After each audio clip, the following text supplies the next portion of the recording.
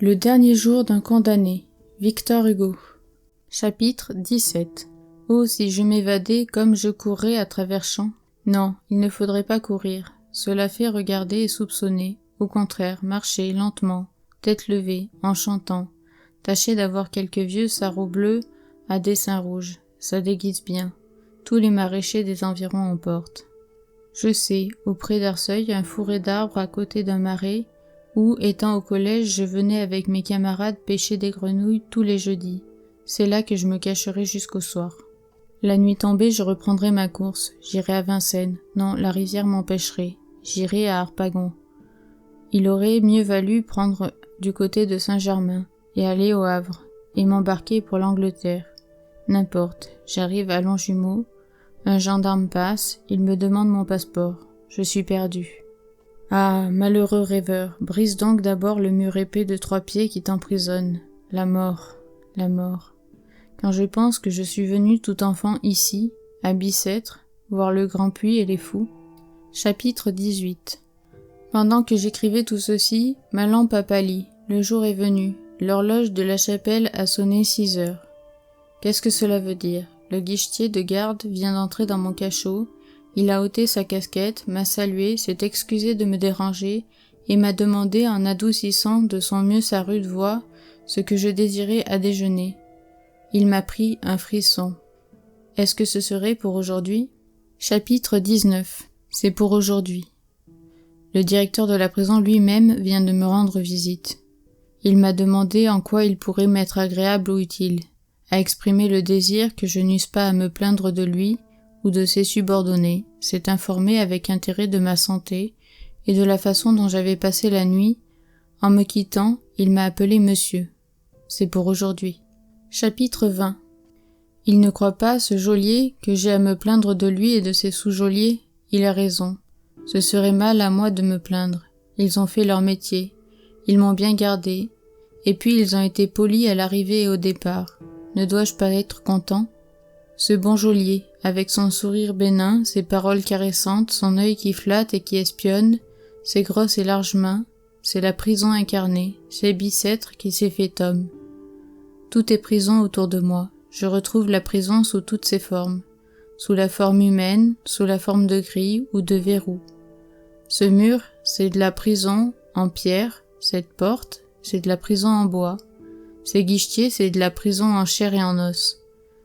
La prison est une espèce d'être horrible, complet, indivisible, moitié maison, moitié homme.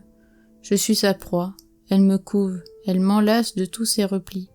Elle m'enferme dans ses murailles de granit, me cadenasse sous ses serrures de fer et me surveille avec ses yeux de geôlier. Ah, misérable, que vais-je devenir? Qu'est-ce qu'ils vont faire de moi? Chapitre 21. Je suis calme maintenant, tout est fini, bien fini. Je suis sorti de l'horrible anxiété où m'avait jeté la visite du directeur, car je l'avoue, j'espérais encore. Maintenant, Dieu merci, je n'espère plus. Voici ce qui vient de se passer. Au moment où 6h30 sonnaient, non, c'était l'avant-quart, la porte de mon cachot s'est rouverte. Un vieillard à tête blanche, vêtu d'une redingote brune est entré. Il a entrouvert sa redingote. J'ai vu une soutane, un rabat, c'était un prêtre. Ce prêtre n'était pas l'aumônier de la prison. Cela était sinistre. Il s'est assis en face de moi avec un sourire bienveillant, puis a secoué la tête et levé les yeux au ciel, c'est-à-dire à la voûte du cachot. Je l'ai compris. « Mon fils, m'a-t-il dit, êtes-vous préparé ?»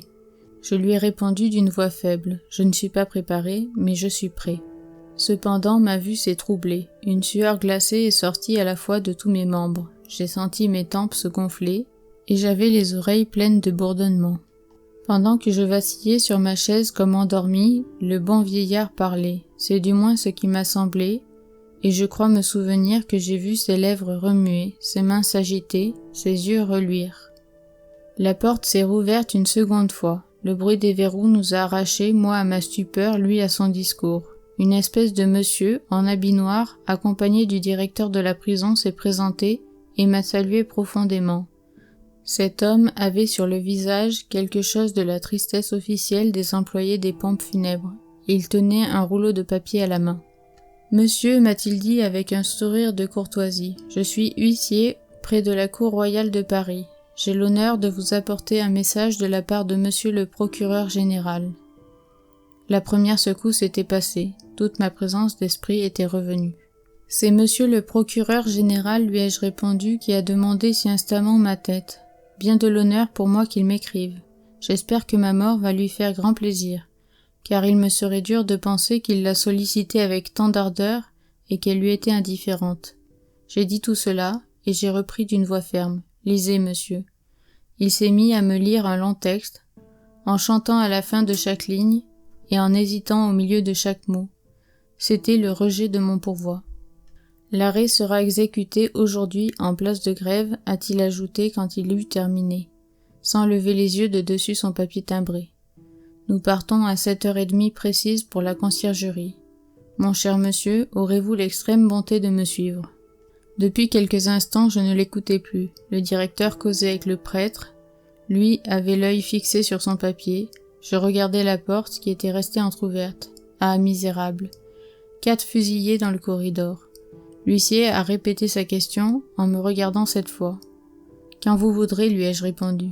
À votre aise. » Il m'a salué en disant « J'aurai l'honneur de venir vous chercher dans 1 demi-heure. » Alors, ils m'ont laissé seul. Un moyen de fuir, mon Dieu, un moyen quelconque. Il faut que je m'évade, il le faut, sur le champ. Par les portes, par les fenêtres, par la charpente du toit. Quand même, je devrais laisser de ma chair après les poutres. Oh, rage, démon, malédiction, il faudrait des mois pour percer ce mur avec de bons outils. Et je n'ai ni un clou, ni une heure.